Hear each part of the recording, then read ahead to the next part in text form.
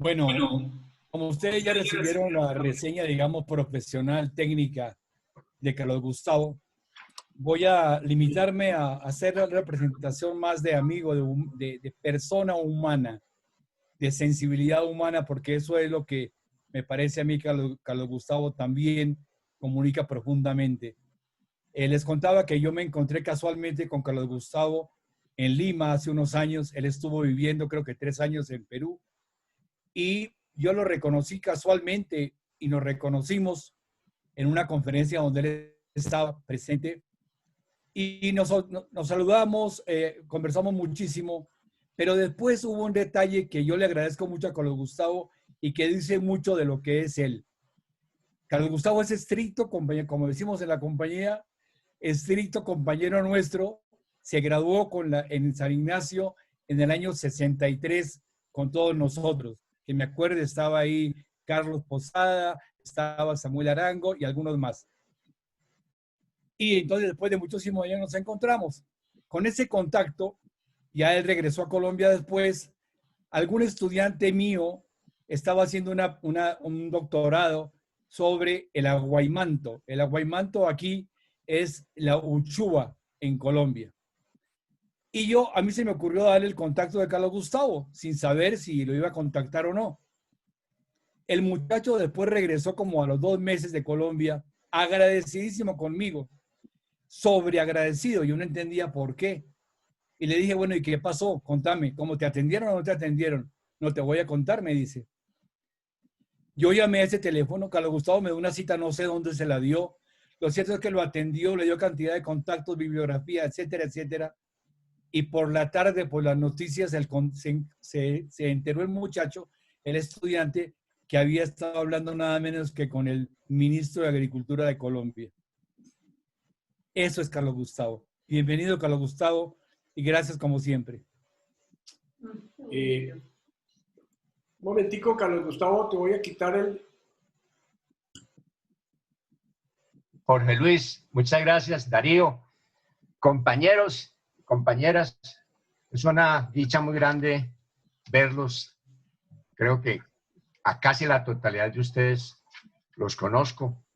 Y como dijo, me decía Darío Gamboa en estos días que nos íbamos a reunir con un grupo de ex jesuitas. Y yo le dije, ve, pues yo no soy ex jesuita, yo soy jesuita. Quedamos marcados en el Colegio de San Ignacio y somos muy unidos los egresados del año 63. Y por lo que veo, la inmensa mayoría estamos por encima de los 70.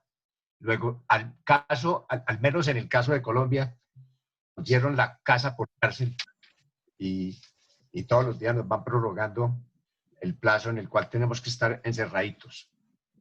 Pues yo quería escucharlos, compartir con ustedes. Ahí veo a Carlos Alberto también, que Carlos Alberto es el capitán del equipo nuestro del colegio, porque siempre, gracias a él, estamos con mucha frecuencia unidos y es maravillosa esta compañía.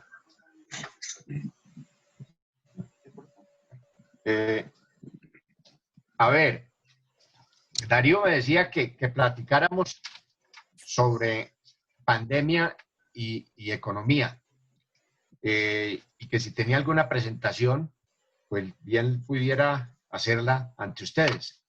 Pero esto es tan dinámico que una presentación que haga uno hoy, mañana le cambia. Y entonces quería simplemente conversar con ustedes la experiencia personal pues que he tenido a la luz de mis oficios. Yo estuve en los últimos 12 años antes de cambiar de oficio en la Junta Directiva del Banco de la República, el Banco Central nuestro. Hoy estoy en la Junta de Ecopetrol, aprendiendo de petróleo. Eso es un mundo muy complejo y muy afectado económicamente por estos días.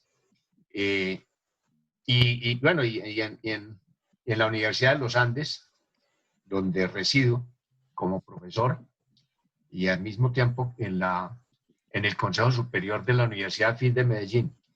Entonces, en este ambiente económico y empresarial, pues permanentemente el tema se volvió la pandemia y se volvió el impacto de esa pandemia sobre la economía.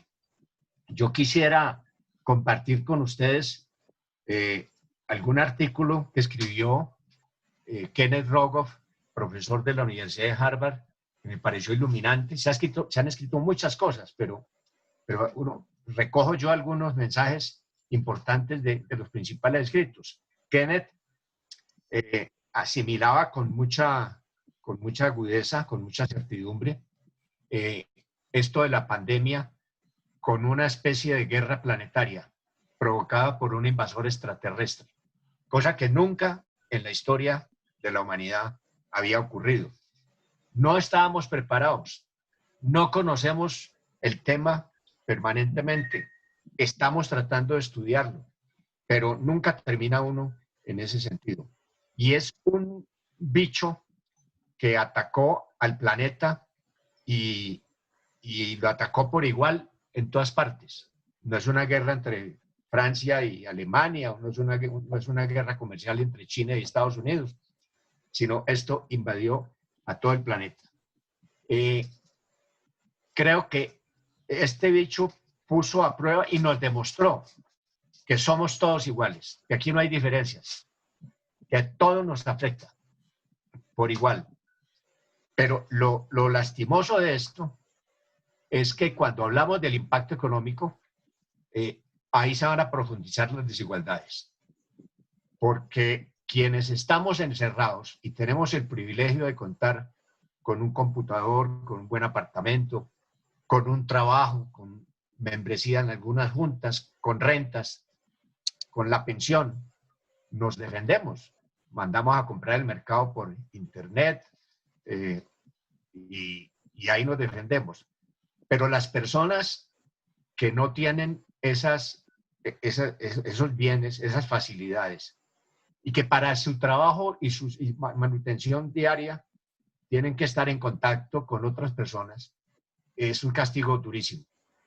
Yo pienso no solamente en los vendedores ambulantes, en los vendedores de los semáforos, en los meseros de los restaurantes que hoy están cerrados, en los empleados de los hoteles que también prácticamente están cerrados, sino también en ciertas profesiones de la medicina, por ejemplo, los oftalmólogos y los odontólogos también están marginados del trabajo.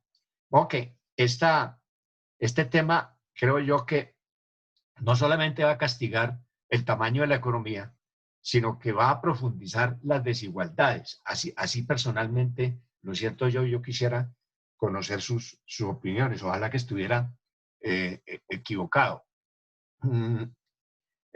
Y no solamente es la caída del Producto Interno Bruto. Todos los días estamos viendo revisiones en los distintos pronósticos. Yo en mi vida de economista nunca había visto tan alta frecuencia en modificación de pronósticos, y es debido a la absoluta incertidumbre. No sabemos nada. Hacer proyecciones, pues no es hacer proyecciones, sino hacer adivinanzas.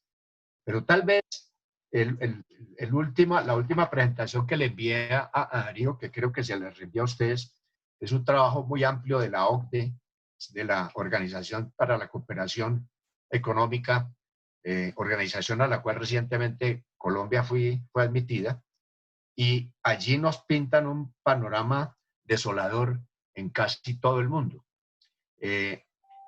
Al principio se nos comparaba con la recesión que tuvimos en 2007, 2008, 2009, que se originó en la crisis hipotecaria de los Estados Unidos y que luego se fue trasladando al resto del mundo a través de la titularización de activos tóxicos como carteras de mala calidad. Pues nada que ver. Esa crisis fue una crisisitas comparada con esta. Y yo pensaría inclusive que como está uno viendo las cosas, el golpe sobre la economía va a ser todavía más severo que el que sufrimos durante la Gran Depresión de los años 30 del siglo pasado. Eh, en esa época el desempleo de los Estados Unidos llegó hasta el 25%. Y no me extrañaría que se superara ese guarismo. Y en esto del desempleo hay que tener mucho cuidado cuando le dan a uno cifras. En una época de crisis, en una época de incertidumbre, en un momento en que la gente ve que se desaparecen las oportunidades laborales, las personas que están en el mercado laboral se retiran o muchas personas se retiran. Y cuando se hace la encuesta de desempleo y te preguntan a ti, ¿estás buscando empleo? Y tú dices que sí y que no lo tienes, eres naturalmente un desempleado. Pero las personas que se retiran de la fuerza de trabajo, ello equivale a no estar buscando empleo porque al haber pocas probabilidades de encontrarlo, la gente no se esfuerza por hacerlo. Y ese no sale en las cuentas del desempleo. Luego, las cifras de desempleo realmente van a ser más altas. Si sumamos a eso lo que se llama el desempleo oculto, o el hidden unemployment, o el desempleo por desaliento, ¿no? que el fenómeno es todavía más grande. El caso de Colombia, el último pronóstico nos muestra que Colombia puede contraerse en un 8%. Esta es una economía que venía creciendo muy bien en comparación con el resto de los vecinos de la región. Veníamos creciendo, este año se suponía que íbamos a llegar a un crecimiento entre el 3.2 y el 3.5%, cuando el resto de Latinoamérica estaba virtualmente estancado. Ahora la caída es absolutamente generalizada. El desempleo pensamos que podría llegar inclusive al 20%. Habíamos logrado desempleos de un solo dígito, del 8, del 9% en algún momento de esta década. Pero ahora vamos a volver otra vez y a superar los niveles de desempleo que teníamos al filo del siglo pasado, al final del siglo pasado, cuando la economía estaba pasando por una dificultad enorme. Eso por este lado. ¿Qué han hecho en materia macroeconómica las autoridades? Y cuando hablo las autoridades en materia macroeconómica, estoy refiriéndome especialmente a dos. Al Banco Central, al Banco de la República, que es el administrador de la liquidez en el país, y a la política fiscal, que está en manos del Ministerio de Hacienda, que es el órgano que maneja los impuestos y el gasto público. El Banco Central, como ustedes saben, tiene la misión de aumentar la liquidez de la economía bajando el costo del dinero para estimular la demanda. El Banco Central no tiene capacidad de estimular oferta, sino de estimular la demanda. Por vía de estímulo a la demanda, pues indirectamente también se puede afectar positivamente la oferta. Cuando en épocas de auge la economía está creciendo más allá de su capacidad, lo que hace el Banco Central es subir la tasa de interés. Pero ese no es el caso ahora. Ahora es todo lo contrario. Estamos creciendo muy por debajo de la liquidez. No solamente no estamos creciendo, estamos viendo una contracción de la economía. ¿Qué hizo el Banco Central? Ha venido bajando la tasa de interés y ha venido inyectándole liquidez a la economía para mantener la demanda adecuadamente atendida. Pero el lío no va a ser solucionado únicamente con política monetaria, porque es un lío caracterizado por choque de oferta. El choque de oferta es muy grande y ahí es donde tiene que entrar a actuar la política fiscal, o sea, el gasto público. Cuando el sector privado deja de gastar, deja de invertir, deja de consumir, como está sucediendo ahora, si yo quiero mantener el nivel de la economía o amortiguar o mitigar esa caída, pues debo aumentar el gasto público y o bajar impuestos. ¿Qué ocurre en ese caso? Ya el Banco Central ya está haciendo lo debido, pero ahora el gobierno está haciendo realmente malabares para poder administrar un presupuesto muy endeble, muy flaquito, un presupuesto que estaba inclusive produciendo a través del gasto antes de la pandemia ya un déficit fiscal. Teníamos un déficit fiscal del 2.2, 2.5%, y ese déficit, como ustedes saben, es el exceso de gasto sobre ingresos. Entonces veníamos con un estado deficitario, y ahora lo que hay que hacer es, a la manera del famoso doctor, profesor Keynes, John Maynard Keynes, en la época de la Gran Depresión, acudir a más endeudamiento, y permitir que el déficit fiscal se incremente mucho más. Hay quienes piensan que vamos a llegar a un déficit fiscal del orden del 10% por lo menos. Y estos son ya guarismos que en la historia económica del país no se habían vivido. Eso por el lado del déficit.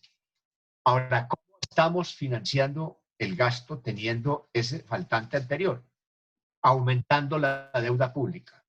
Y la deuda pública hace 6 años constituía más o menos el 35%, 34% dentro del tamaño de la economía, dentro de lo que llamamos el Producto Interno Bruto.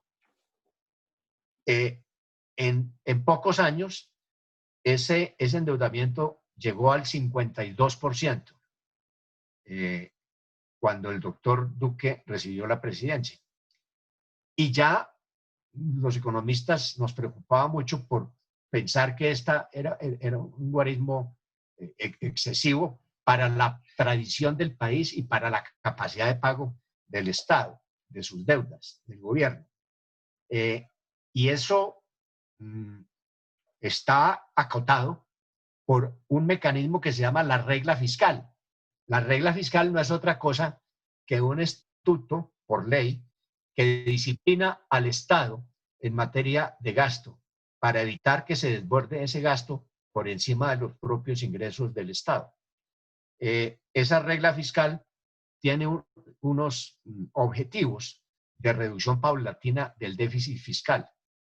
Y la original regla fiscal nos llevaba a una meta de reducir al 1% de ese déficit por allá en el año 2021-2022.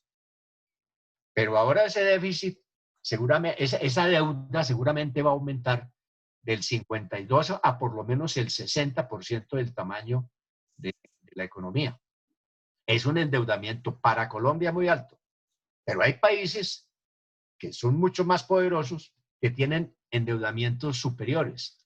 El endeudamiento hoy en día de Estados Unidos se calcula exactamente en el doble. Estoy hablando del porcentaje, no del 60% como tiene Colombia, sino del 120%.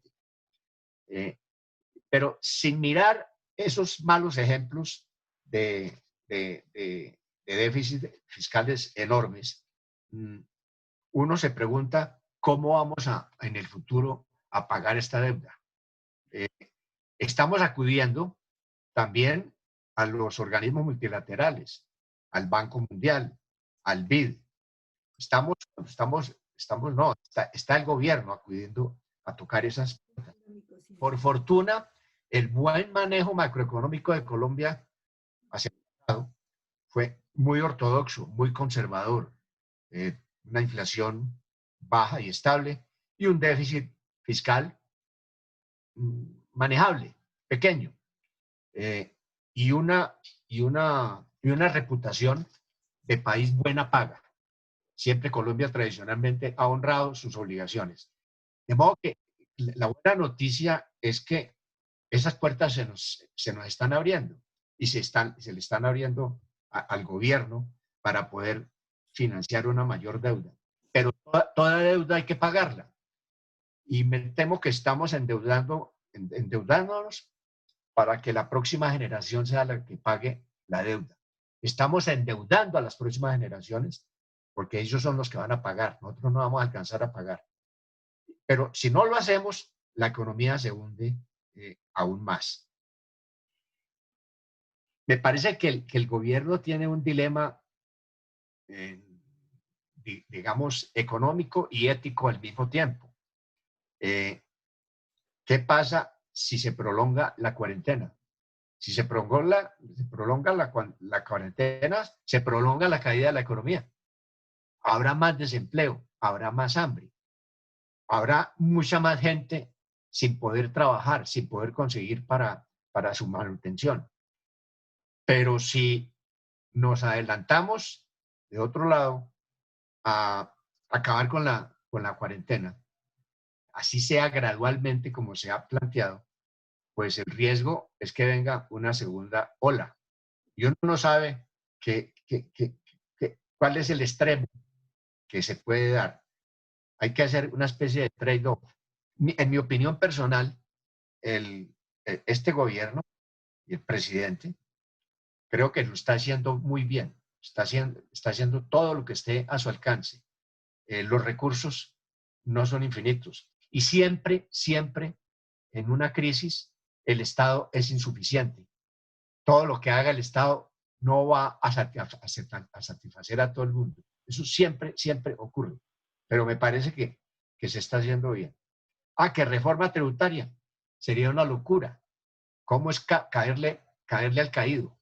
¿Cómo le vamos a quitar más recursos a quienes están en el desempleo o a empresas que se están quebrando o a hoteles que están desocupados o a restaurantes que están desocupados? Entonces, ahí el Estado no tiene otra que endeudarse más al interior del país y endeudarse más con los organismos multilaterales del exterior. Es una época supremamente difícil. Ha habido, hablando de recuperación, algunos elementos importantes. Me parece que el plan de reactivación de la industria de la construcción, que va a ser insuficiente para poder llegar a los niveles de precrisis. O sea, uno puede definir que la crisis se acaba cuando uno regresa a los mismos indicadores macroeconómicos de antes de la crisis. No vamos a llegar allá. No vamos a llegar allá por lo menos en el corto plazo, pero